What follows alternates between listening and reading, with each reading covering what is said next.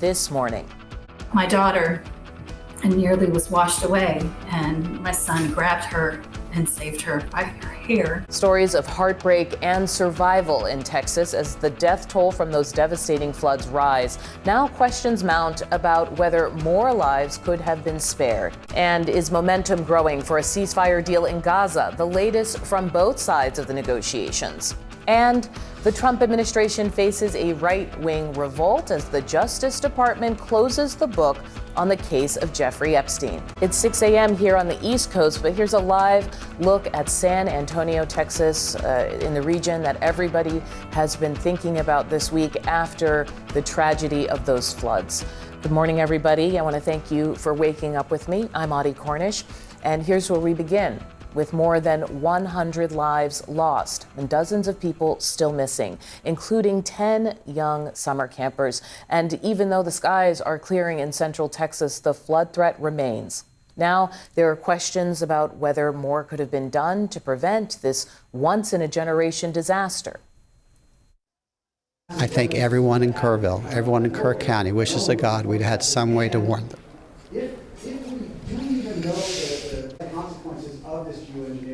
To warn those people. It appears warnings failed to reach Camp Mystic in time. At least 27 campers and counselors are now confirmed dead.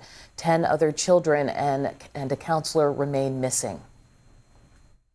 The Lord of love has come to me. I want to pass. Now, this is video of Mystic camp members singing hymns. This was after they managed to get on a bus and make it out alive as the waters came rushing in. No one thought that that water could do all of that damage in such a short amount of time. If I could have been down where all that water was, I know I could have helped. And I hate that I couldn't have helped those girls on the flats. Camp Mystic's the safest place I've ever known, and I just couldn't believe it. Now, this morning, more than 20 state agencies are assisting with search and rescue operations as residents question how such a wide-scale disaster could strike with so little warning. Lisa Falkenberg joins me live from Houston. She's a senior columnist with the Houston Chronicle. And Lisa, I know you're a columnist and you have actually been on the ground in Kerrville. You went to church services on Sunday. You've been inside the shelters. Can you talk about some of what you're hearing from the survivors? Yeah, I think right now it's just a lot of grief. The church service I attended, the pastor, Del Way at Calvary Temple Church, he was trying to persuade those in attendance to lean on God and not to ask too many questions, frankly, right now, because nobody knows the answers. Of course, journalists have been asking questions, and a lot of people are wondering why more couldn't be done to prevent this tragedy, even in a place called, Flash Flood Alley. You actually had done some reporting in the past about how Texas was trying to be kind of more independent from FEMA. Were you seeing some of its efforts on display in the reaction and support? Definitely. I think that Texas had some foresight to start investing and billions into the rescue and search operations, and that means helicopters, boats that are strategically positioned. It means MRIs, water, whatever is needed right in the aftermath of a hurricane or a flood and a wildfire, an event like this. And it paid off. I think that even people who are suffering right now look at this and they say they have confidence that everything possible is being done to find their loved ones. We talked earlier, and you mentioned people raising questions about the alert system, about warnings. There's also been another kind of response online from the wider public to this tragedy, one that you've described as appalling. Can you talk about how people are hearing it? Because I'm sure it might be unavoidable. Yes. I mean, if anybody who's been on any social media lately has seen some really ugly things. They've seen mourning parents dismissed because of their presumed political party. This is a very conservative area. A lot of these people affected are white. There are people out there who are harshly judging them because of those things. Oh, they mustn't believe in climate change. Oh, they promoted, President Trump. So somehow this was coming to them. There are also, hoaxes out there. It was shocking yesterday to learn from law enforcement officials in Kerr County that some grieving parents are actually being targeted by scammers who took advantage of their numbers being disseminated early to try and help with the identification of their children. I can't remember seeing anything like this since maybe Alex Jones and the way that he claimed that the Sandy Hook family somehow perpetuated a hoax and faked their children's deaths. It's terrible. I think most of us can't even imagine targeting parents that are already grieving so much. Yeah, it's compounding their grief, and I get the sense causing some of them to withdraw, right? Even in the very early moments of trying to find their children, or trying to kind of, maybe in the past they would have worked in public to get more support, but now it's feeling like that's not the case? Right. I mean, I sense more fear. A lot has changed. I mean, I think there's just more anxiety about talking with the media. Who is the media? Because if anybody can be out there with a camera reporting, who do you trust? But I've covered, wildfires, floods, Columbia shuttle disaster, whatever, what you name it, in the past 20 years. And I haven't seen this kind of hesitancy about, sharing identities and stories. And I've really been looking for some inspiring stories, stories of camp counselors who rose above and beyond what their age, would typically but yesterday I was talking with a mom and daughter, and they were sharing so much. The mom had attended Camp Mystic. The daughter had, it was a beautiful thing. I mean, the daughter said it was the closest I've ever been to God, and she explained a very, terrifying rescue where they were literally holding on to a rope to get to safety through the floodwaters and flighted away with inside a helicopter. And then a short time later, the mom texted me and said, actually, I'm so sorry. We shouldn't have spoken. We shouldn't have, used our names, because we're seeing now that the children's names are being used in fake obits or, some kind of, fake suggestion that one of the children did something, untoward in their rescue. It was terrible. And these people do not want their children to be victimized even more than they already have been. That's Lisa Falkenberg. Thank you so much for speaking with us. Thank you. And as you're watching this, you might want more information about how you can help Texas flood victims. Please go to cnn.com/impact or text FLOOD to 707070. And still ahead on CNN this morning, the search for victims and answers continues in Texas. What officials are saying about the warnings sent out before those devastating floods swept through. Plus, Sean Combs back in court after his partial acquittal in his federal criminal case. How much longer will he be behind bars? And why President Trump was left nearly speechless by his latest visitor to the White House. Thank you very much. This I didn't know.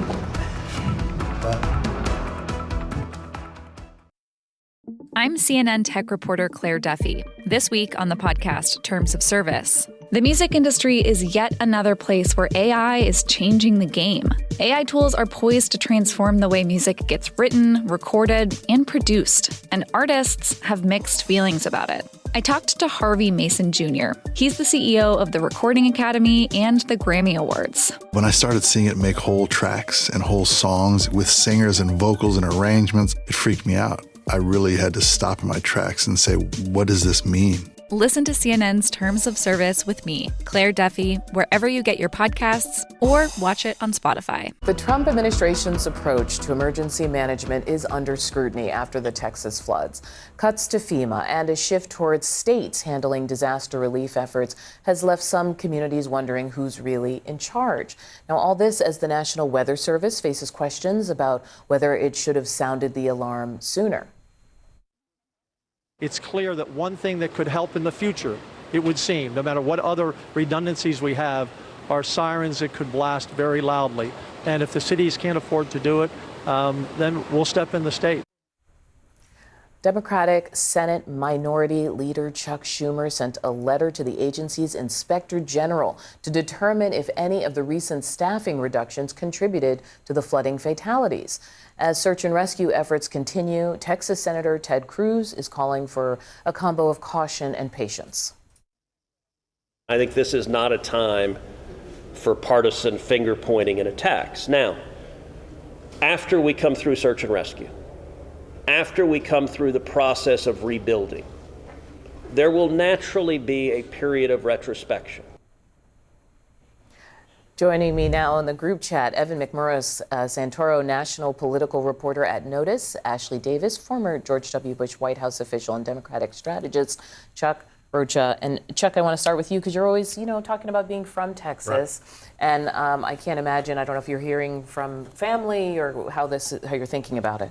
My nephew lives just north of this area, and I've spent a bunch of time, and this is a river bottom. And down in this area by Fredericksburg and Kerrville, it's a big hunting region. And when I was a young man, I spent a lot of time walking the riverbeds. There was not even a lot of water there, but there were lots of beds. And you've heard a lot of your reporters refer to it as a flood zone. So when you get a lot of water upstream, you get flooding, but nothing like this in the catastrophe that we've seen.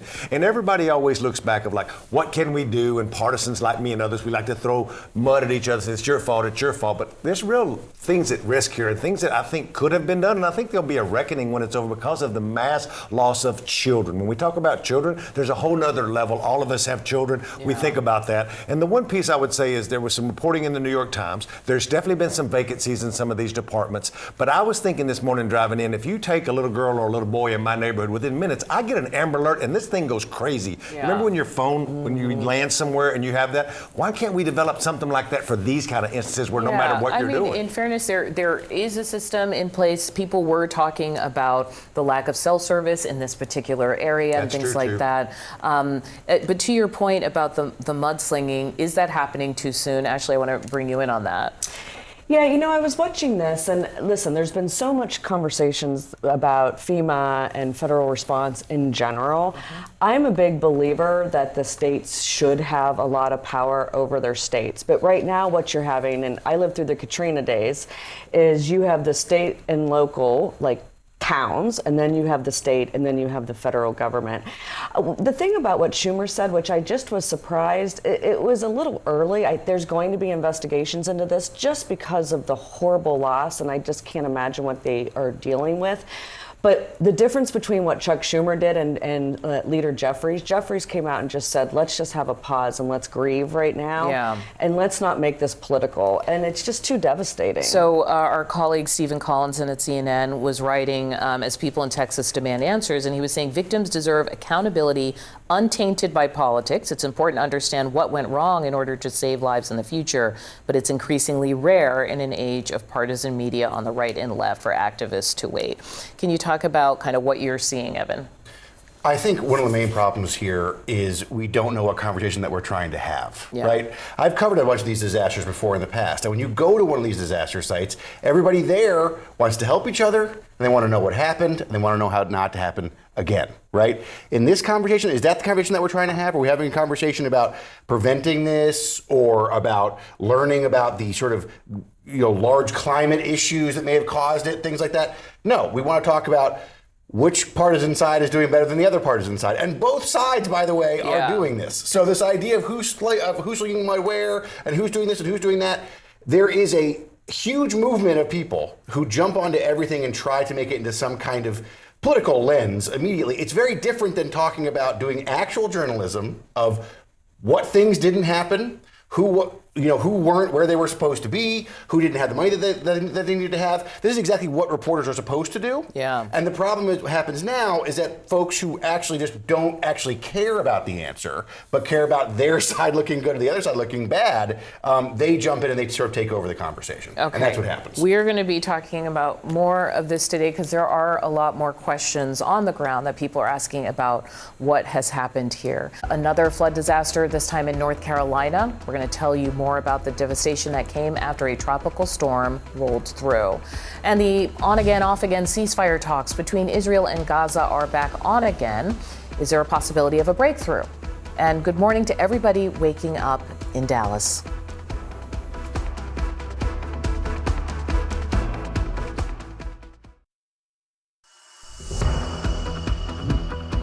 A temporary ceasefire in Gaza may be near.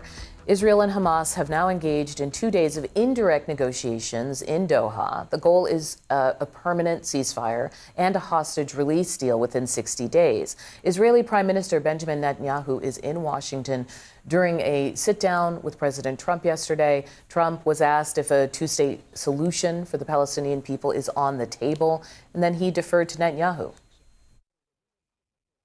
Do you think that there can be a two-state solution that creates an independent Palestine? I don't know. I'd ask Bibi that question. You have the greatest man in the world to answer that age-old question, two-state. Go ahead. You give him your honest answer. I think Palestinians should have all the powers to govern themselves, but none of the powers to threaten us. And that means that certain powers, like overall security, will always remain in our hands. Joining me now to discuss is Gaith El-Omari. He's a senior fellow at the Washington Institute for Near East Policy. He's also a former advisor to Palestinian President Mahmoud Abbas. We'll come to that two-state solution in a second. I think you're familiar with those conversations. But first, help us understand about how these negotiations work. We said they're indirect. Who is negotiating on behalf of Hamas? All right, so in terms of the negotiations, because the U.S. and Israel don't recognize Hamas, they don't talk directly, they use the Qataris and the Egyptians as go-betweens. Now, the big question, as you asked, who talks for Hamas? Because the ones who are negotiating are the Hamas political leadership based in Qatar. However, it's very questionable how much sway they have on the actual military leaders in Gaza. Many of the military leaders, top leaders in Gaza, were killed. This is a good thing, but it also creates a breakdown in the chain of command. And one of the biggest questions is, if you can reach a deal in Qatar, can you implement it in Gaza? That remains to be seen. And that implementation is obviously an issue. Israel wants Hamas disarmed, out of power. Hamas, of course, doesn't want to release any hostages unless it can somehow assure that it will survive this process. It feels like that those two things are fundamentally at odds. What were you hearing in the conversation yesterday that made you think about this? Actually, right now, there's no answer to this question. So the way they're approaching it is, let's phase the process. Let's start with a 60-day ceasefire, hope to create some momentum, not deal with these big issues, and hope that the release of some hostages, 10 out of 20 living, ultimately will create momentum, will create a context in which the big questions can be resolved. But there are no guarantees. We were there in January. We had a temporary ceasefire. It broke down in March, 2 months later, because these questions were not answered. A lot of heavy lifting will be needed to get the Israelis and Hamas to that point. In the meantime, there's this specter of relocation, as the word is being thrown around. President Trump has called for the annexation of Gaza. They've also talked about development in the region. And when they talked about a Palestinian relocation plan, you had Trump saying, well, let's see what Netanyahu has to say. What do you make of this exchange and the way that this keeps being raised? This was first raised by Trump a few months ago. It was soundly rejected by the whole region. The Jordanians and the Egyptians, who were proposed without being consulted to be the location, said an absolute no. The Arab countries, which are expected ultimately to pay and be part of the reconstruction of Gaza and dealing with this, said absolutely no. Europe said absolutely no.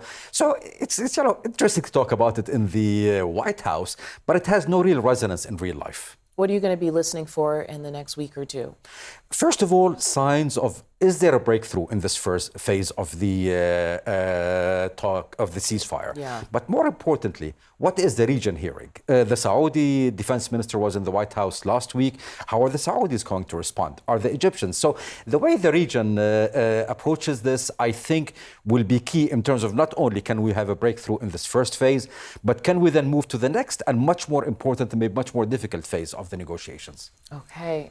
Gaith Almari, thank you so much Thank for you. explaining to us. We hope to have you back. He's at the Washington Institute for Near East Policy.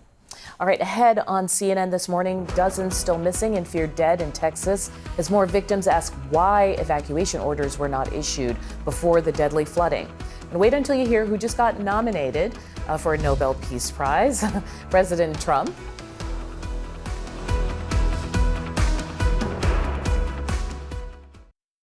Live Aid brought together the world's biggest musicians for one important cause. Now, 40 years later, a new CNN original series explores how it came to be. Live Aid, when rock and roll took on the world. Sunday at 9 on CNN.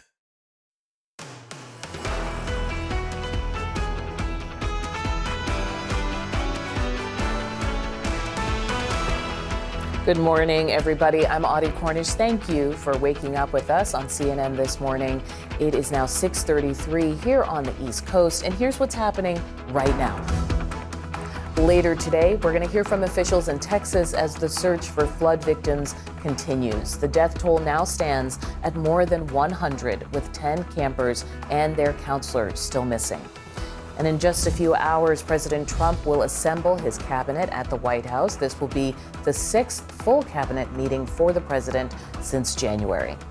And Sean Combs may soon find out how much longer he'll be behind bars. He heads back to court for a pre-sentencing hearing today. He was partially acquitted on the most serious charges, but still faces up to 10 years in prison for the counts where he was convicted.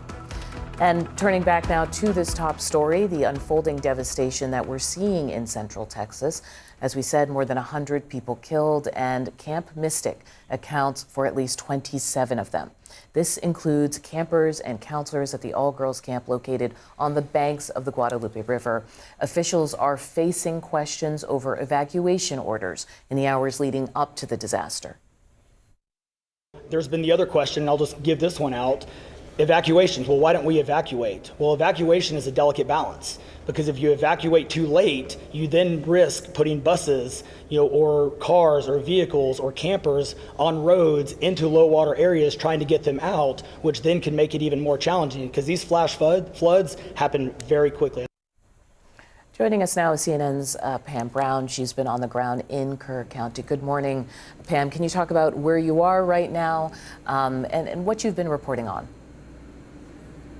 Yeah, so Audie, here we are in Kerrville where some of the devastation is behind me, and questions are sharpening this morning just about what more could have been done in the decades leading up to this tragedy and even the moments before that deadly flooding. And we're getting some new information. We did a review of the National Weather Service system. It's a messaging system where officials at the NWS can communicate with emergency managers. And what we found is in Kerrville that there were no emergency managers that were sending messages in Kerr County or interacting with NWS staff on this system. Now, they could have been looking at it and just not exchanging messages, but we should note that in other places nearby, there were emergency managers who were interacting with NWS staff on that system. It does raise some more questions about what was being done here in the county ahead of that deadly flooding when there were alerts coming at 1:15 a.m. Audie, we know that the National Weather Service sent that life-threatening flash flood warning. So there is that critical gap of time between that and when the rain and the water really started to rise around 4 a.m. And I spoke to the mayor of Kerrville and asked him whether he was getting those alerts starting at 1:15 a.m. And this is what he told me. Everyone here, if we could have warned them, we would have done so. And we didn't even have a warning. We get alerts on floods fairly often because of the terrain here. And did you get an alert on your phone in those overnight hours? I did not. Does that concern you?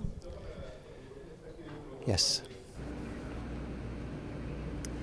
So that is sort of a story emerging here on the ground, Adi, of people not getting the alerts that they should have gotten in those overnight hours, and just sort of the lack of cell reception in this area. There's also the issue of the fact that there's no siren system in Kerrville, even though there is one next door in Comfort, Texas. And I spoke to a volunteer firefighter there in Comfort and talked to him about what they did in Comfort to protect the citizens there.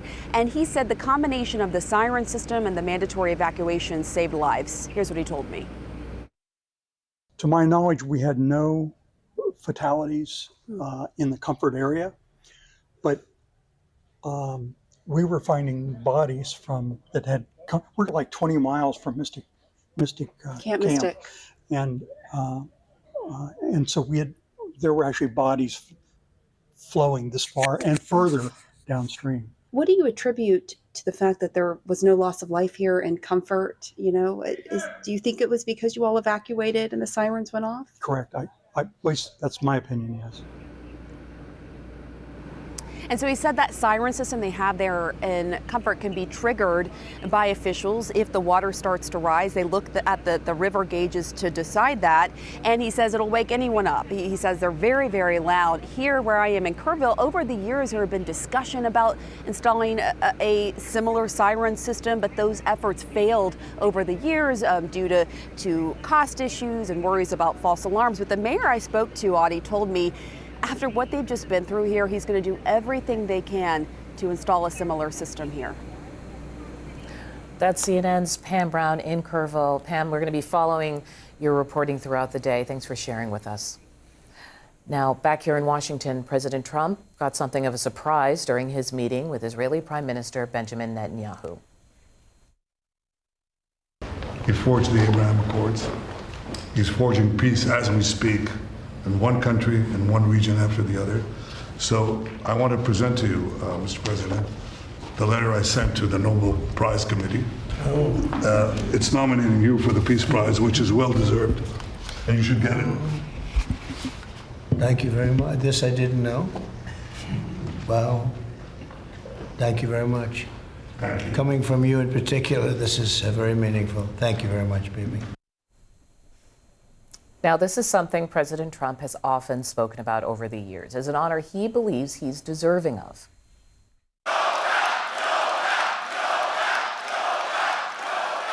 That's very nice, thank you. That's very nice. Nobel. I think I'm going to get a Nobel Prize for a lot of things if they gave it out fairly, which they don't. You hear from the Israelis. They will never give me a Nobel Peace Prize. What would happen? What would happen if the Israelis? I deserve it, but they will never give it to me. This is Trump has recently called for prosecutors in Netanyahu's ongoing corruption trial to stand down.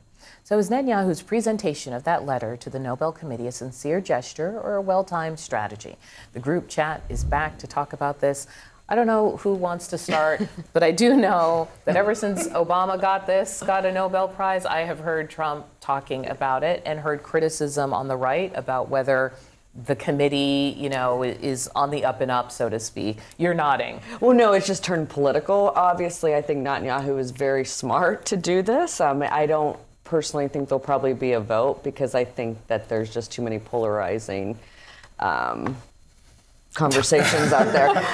And by the way, can I just tell you how much I missed you? You're never allowed to go away again. Look, I'm never going to act like I'm as good a foreign policy expert as my sister Ashley is, and everybody on TV knows that. But what I do know is how to handle a politician and how to play to a politician. And Netanyahu should get an award himself for the way that he handles Donald Trump. I don't know if y'all know, but it probably costs a lot of money to fire as many rockets in the air as they have to do in Israel every day to defend themselves. And what he's trying to do is get some more rockets and probably get them at a discount. This is how you do it. Right, and on the edge of these negotiations Yes, as ma'am. well for this ceasefire, you actually hear Trump also being deferential to Netanyahu in several cases. What do you make of this moment? Trump did look a little bit surprised, even though it's something that he's wanted for a long time. Was it a little more like, really? Me? Yeah. Oh my goodness. You're really? saying a bit of a Taylor Swift. Maybe. I mean, what I'm saying about this is that, this is the way you deal with this president. This is American foreign policy now, right? The president of NATO calls him daddy. The president of Israel, or the prime minister of Israel, says, here's a Nobel Peace Prize for you. There was the jet. Yeah, there's a jet. I mean, this is sort of exactly how this works in this White House. And the interesting thing between this administration and the first term is that everyone kind of is understands this now. So they all have their kind of stuff lined up. Just sort of, when they show up at the White House, here's my thing that I have. The guy from South Africa, right, who joked about, I'm sorry, I don't have a plane for you, right? I'm sorry, this is how you have to deal with this White House. So no, I don't think that was a completely sincere shocked and amazed. But it is an interesting part too, in a broader picture of how this administration works as well, which is that this Nobel Prize now is completely politicized, right? This is what Trump has been saying for years. If he doesn't get it, it's because they hate him and they hate America or whatever. And if he does get it, it's because they come around and they love it. And that's kind of how it works now. Trump has done a ton for Israel, especially. I mean, and also just in general these other foreign policy areas with wins and losses, so to speak. So, and look, I mean, even with the embassy during his first term, I mean, I remember at least when I was in the White House, we were talking about it back then. I think every President Clinton did, moving the embassy to Jerusalem. He did that last time as well. So he's done a ton. I mean, what happened with Iran? Yeah. So I mean, your question about the committee, I think, is a fair one. Even given their concerns probably about Netanyahu, it won't be for lack of trying to mitigate and mediate international affairs. Group chat, stay with me. We are going to come back to you guys in just a moment. In a minute, we are going to talk more about those Gaza ceasefire talks and the prospects for a lasting peace in the Middle East as those indirect negotiations are ongoing in Doha. And as Israeli Prime Minister Benjamin Netanyahu visits the White House, talking about how a broad peace is possible. We're going to have more on that in just a moment.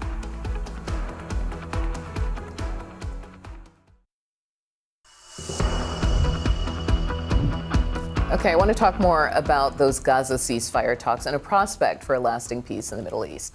As we've been talking about, there are indirect negotiations going on in Doha between Israel and Hamas. And then you've got Israeli Prime Minister Benjamin Netanyahu visiting the White House, talking about how a broad peace is possible.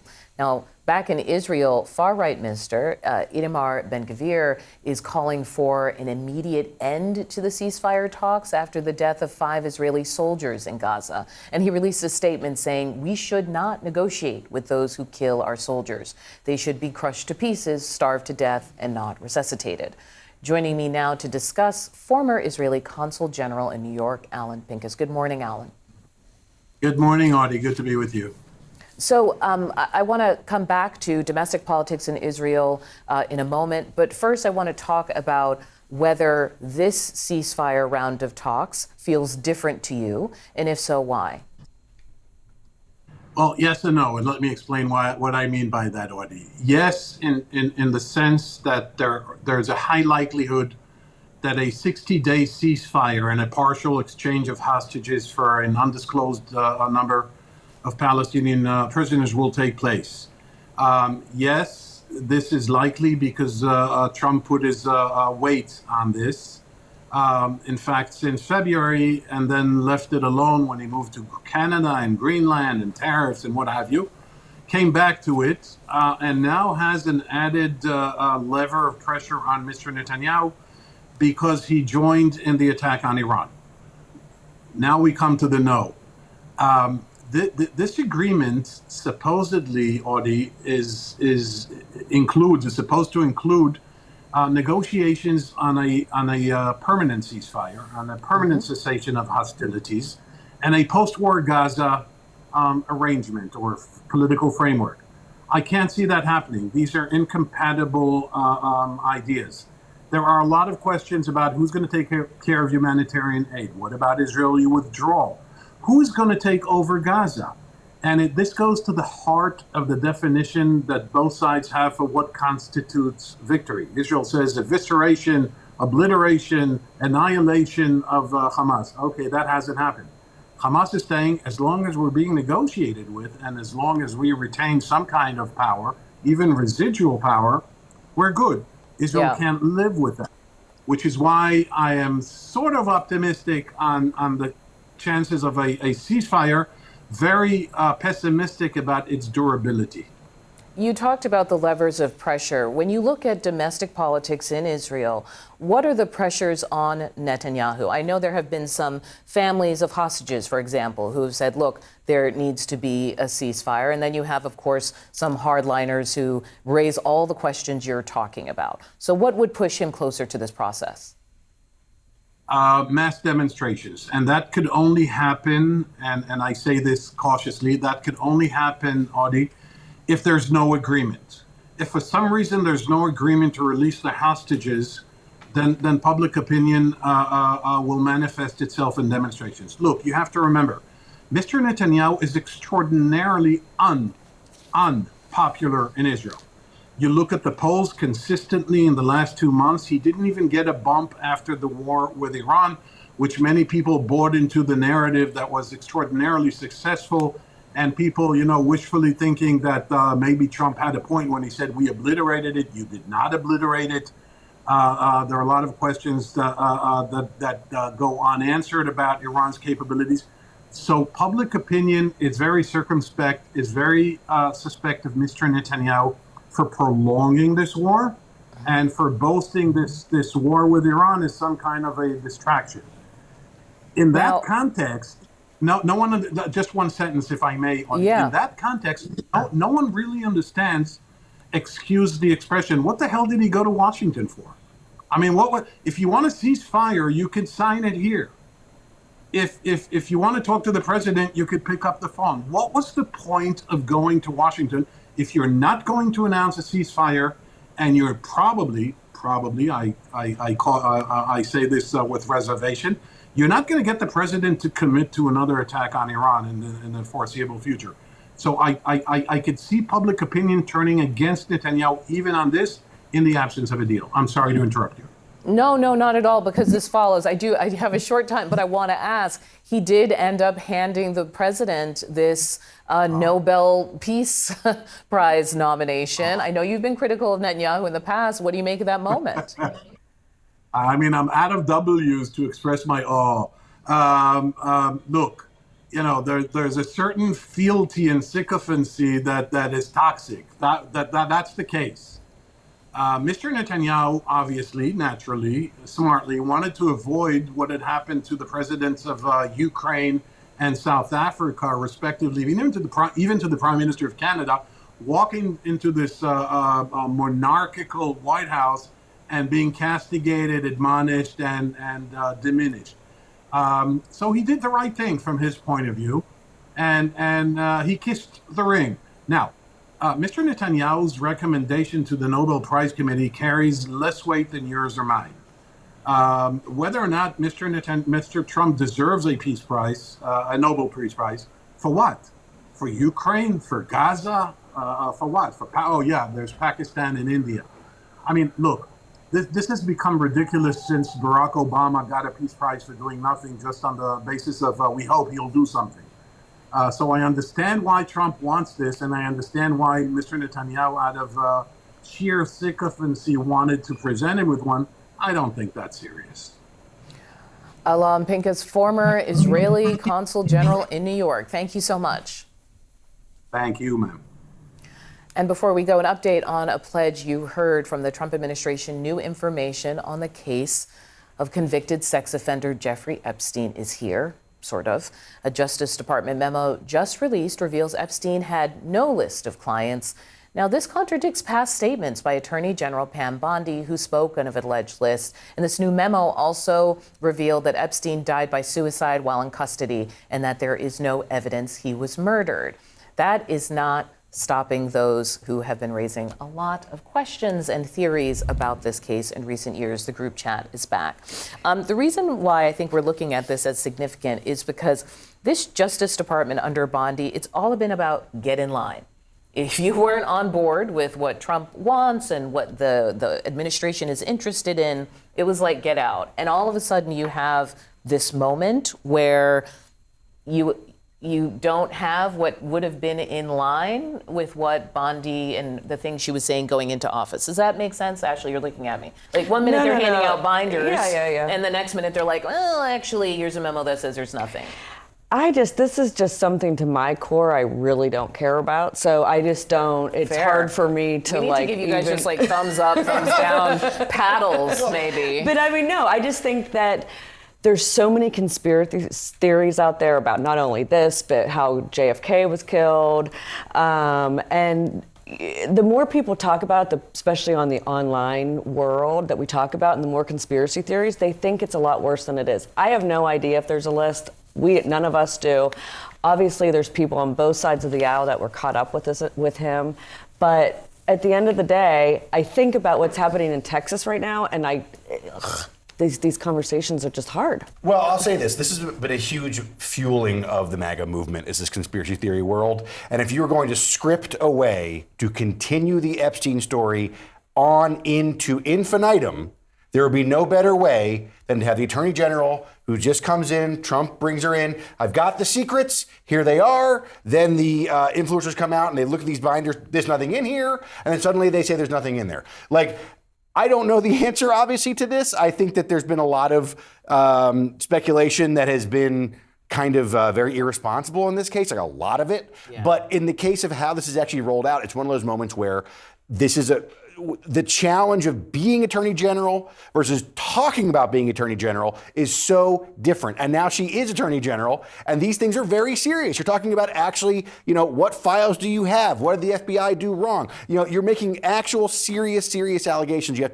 to back up, and that is much harder to do than to talk about. For a partisan Democrat, it's been pretty enjoyable to sit back and watch the Republican conspiracy circular firing squad online lately, because there was a lot of red meat, to your point, thrown to all of these folks about this, and now they don't have anything to talk about. There's one thing I know for sure, is that they wouldn't be doing any of this to protect any Democrats, because they have openly talked about coming after Democrats. So that's why I just kind of sit back and wait for some facts to come out. Yeah, but I understand what you're saying about it being an unforced error, right? Like, nobody asked for this, and then you give them an answer they don't want. It's sort of like attacking each other. Yeah, well, the answer is predetermined. They know what the answer is. They just want to find someone to tell them that they're right. And that's not necessarily going to happen. The big question here is, right now, this is a Bondi, Kash Patel issue. Does it eventually become a Trump problem? And right now it hasn't, and we'll see what happens. But Elon keeps throwing it out, and he threw it out again yesterday that Trump had this connection. So, I mean, he's fueling that fire as well. Yeah, every time he's mad at Trump, that's when he suddenly kind of... Although I have to say...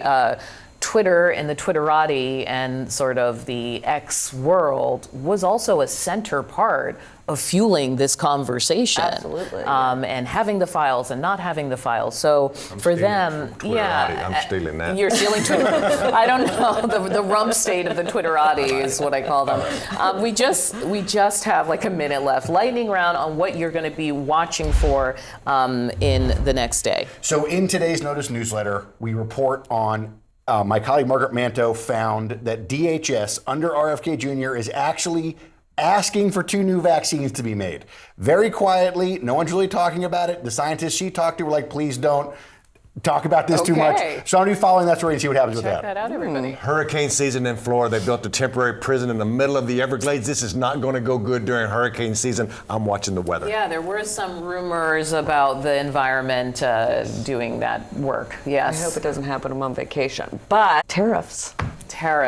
Yeah, tariffs. I mean, obviously it's going to be something. There's going to be lots of up and downs in the market this week. Yeah, we'll I was actually happens. talking with the CEO of Hasbro Toys about sort of how they're dealing with this.